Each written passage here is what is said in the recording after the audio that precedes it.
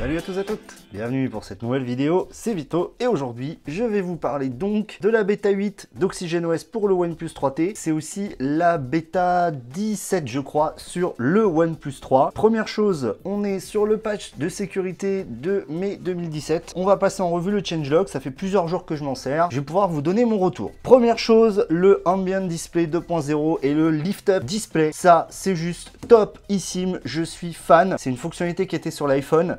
Donc le lift up, c'est-à-dire que vous soulevez votre téléphone, hop, vous avez l'heure, vos notifications, etc. en ambient display. Petite chose aussi, quand vous avez l'ambient display et que vous appuyez, il ne se passe rien. Alors il faut savoir qu'avant, en fait, quand vous aviez l'ambient display, vous appuyiez où vous vouliez et en fait ça vous mettez en fait sur l'écran de verrouillage, ce qui était en fait sans que ça paraisse un peu chiant, et là c'est vraiment pratique, j'aime beaucoup. Donc pour activer l'ambient display c'est ici et le lift up c'est ici. Alors comme vous pouvez le voir, je suis en anglais.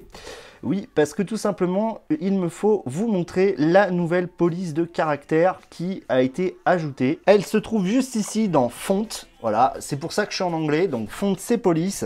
Et ici, donc on a le choix entre Roboto, qui est donc la fonte de base, et la OnePlus Slate, donc qui est la nouvelle fonte. On peut le voir que c'est un peu plus fin, je trouve ça vraiment agréable en fait. Voilà, donc là on voit un petit texte, si je vous le rapproche un petit peu, voilà, vous voyez, c'est beaucoup plus simple. Moi j'aime beaucoup en fait, je vous le cache pas, j'aime beaucoup cette nouvelle fonte. Ensuite, on a des mises à jour au niveau de la galerie, au niveau d'autres éléments. Un nouveau recorder, l'appli Weather aussi qui a été, hop, mise à jour, donc je suppose qu'il y a eu des petits trucs à l'intérieur. Après, j'ai pas noté d'autres grosses différences. Donc la principale évolution, c'est le Race to Wake. Voilà, que moi j'adore. Après, d'un point de vue autonomie, rapidité, l'autonomie, je la trouve un peu faiblarde, honnêtement. C'est un petit peu un des problèmes, j'ai l'impression, sur ces OnePlus.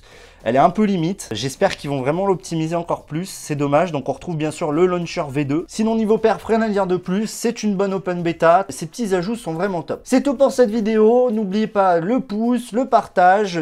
Laissez-moi un commentaire si vous voulez. Et puis, bah voilà, c'est terminé. Tech check, les amis.